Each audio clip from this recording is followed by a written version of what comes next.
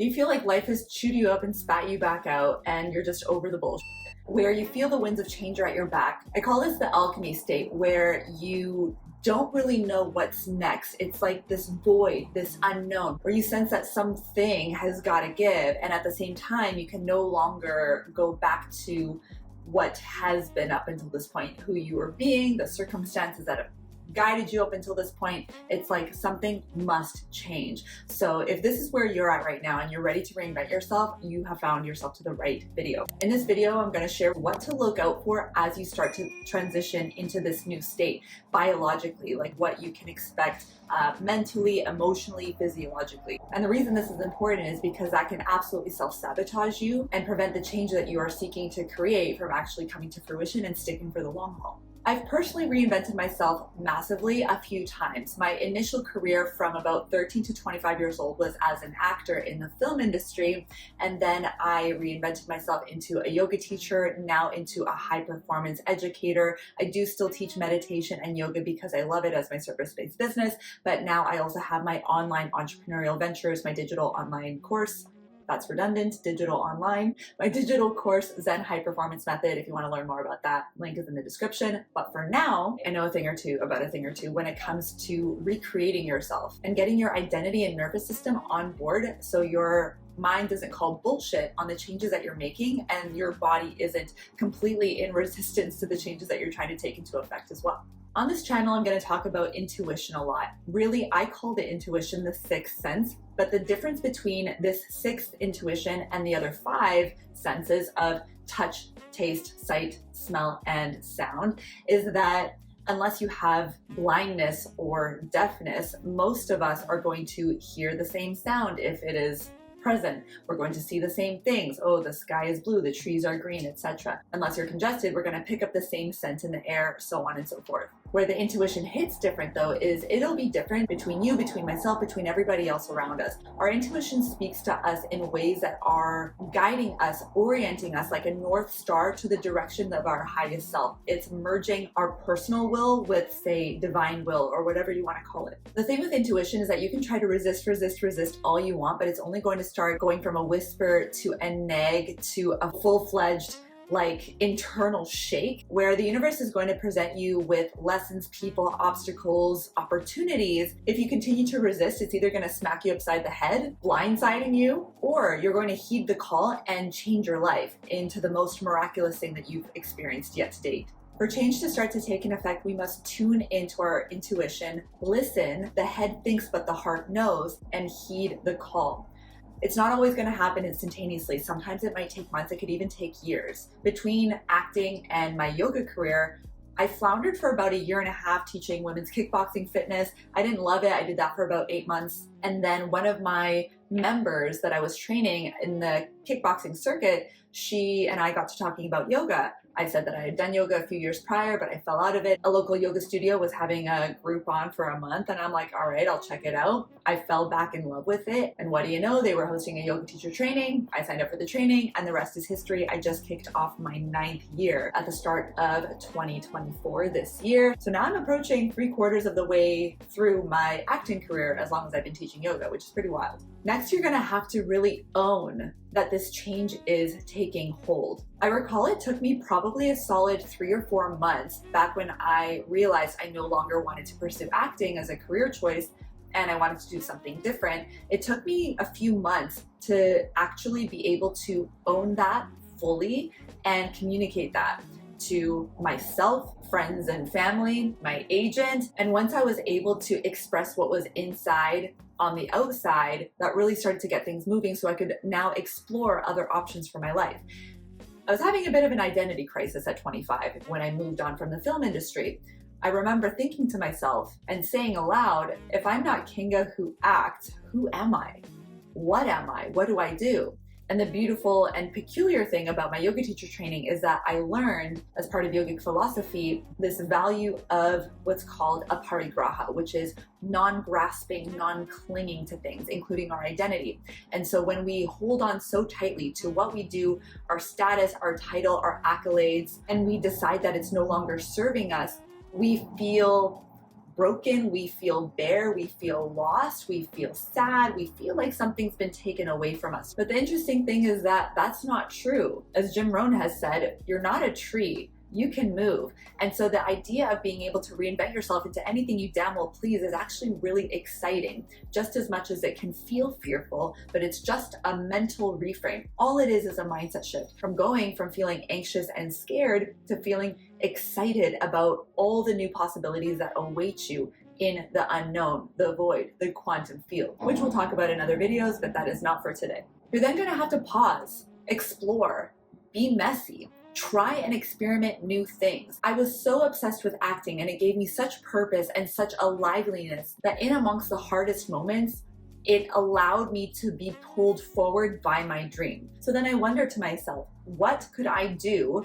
as work that I really enjoy, that allows me to be of service and to also fulfill my own purpose that you choose for yourself, by the way, that's how you find your purpose, that would allow me to feel that same fire lit under my ass on a daily basis that acting once did, but it no longer does. Eventually, when I found my way back to yoga, I was like, hey, I can really get down with this. And instead of connecting with people through story in the entertainment industry, I can now connect with people through movement and still through sharing stories, just in a different medium. And obviously I still have that creative streak within me because, hi YouTube.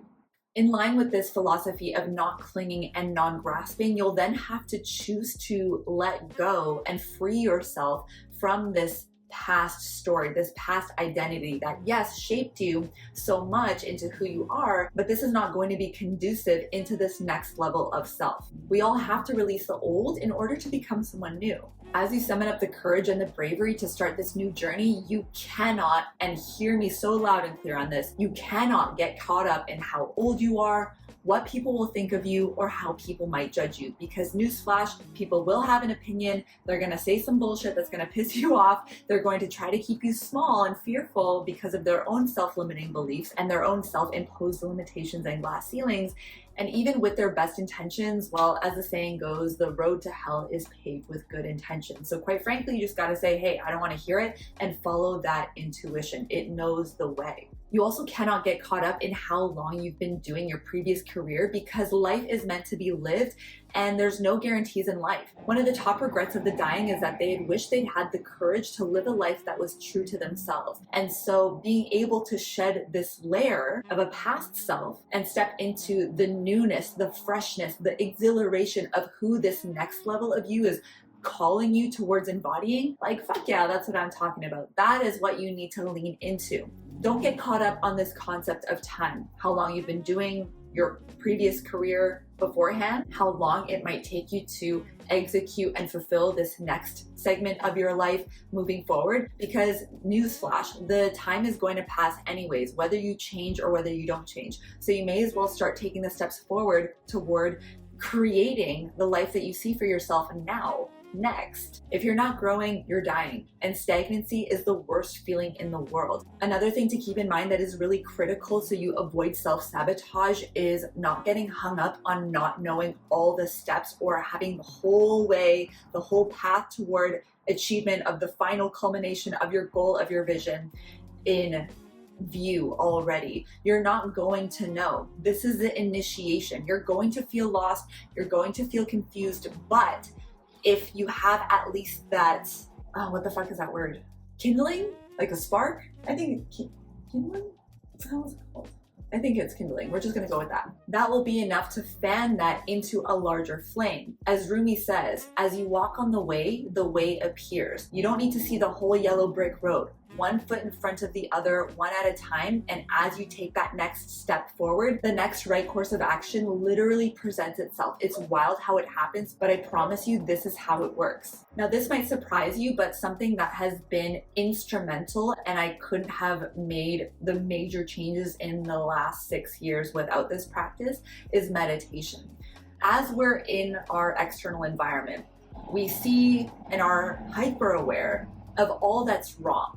The problems, the lack of resources, the naysayers. Sometimes it's hard to see the path forward when we're so swallowed and engulfed in the goings-on of our 3D reality as it appears in front of us right this red hot second. And the reason it feels so confusing as you embark on this new path is that you have no pattern recognition in your brain of what this new life looks like yet, or the fruition of it. This is why we're kind of like wading through the trenches and just figuring shit out. But again, this is part of the initiation and this is okay, so you have to do it. So whether you're feeling calm, or especially if you're feeling fearful, when we sit down to meditate, we're able to close our eyes, start to practice. In yoga, it's called pratyahara, which is withdrawal of the senses. So instead of taking all of this external stimuli and information and describing what our world and life is like as we see and feel it in terms of our limited five senses, we're able to go within, take all that energy of our senses within, and create the pictures within our mind. And we're able to, through a specific meditation practice, create that pattern recognition that we do not already have. And we're able to actually create it in our mind. So we're now living into that new future from the picture that we've created, and we can now start to take steps forward in order to fulfill that. If this excites you and interests you to learn more, you may be a great fit for my online program, Zen High Performance Method. You can book a free value call with me so we can both do a vibe check, see if it's a right fit, and for you to learn more about what it's all about, how it can support you, and how it can best serve you, and if it's what you're needing at this stage of your life. The link to book your free call with me is down in the video description below, so don't wait. I'm so excited to connect with you about this. But in the meantime, I created a free masterclass all about the 4 energetic keys to supercharge your goals and manifestations for spiritual entrepreneurs, wellness professionals, and holistic practitioners. This value bomb pack training will help you smash through subconscious blocks, create a new reality for yourself, and finally stop being your damn worst enemy so you can do the things that you say you're going to do.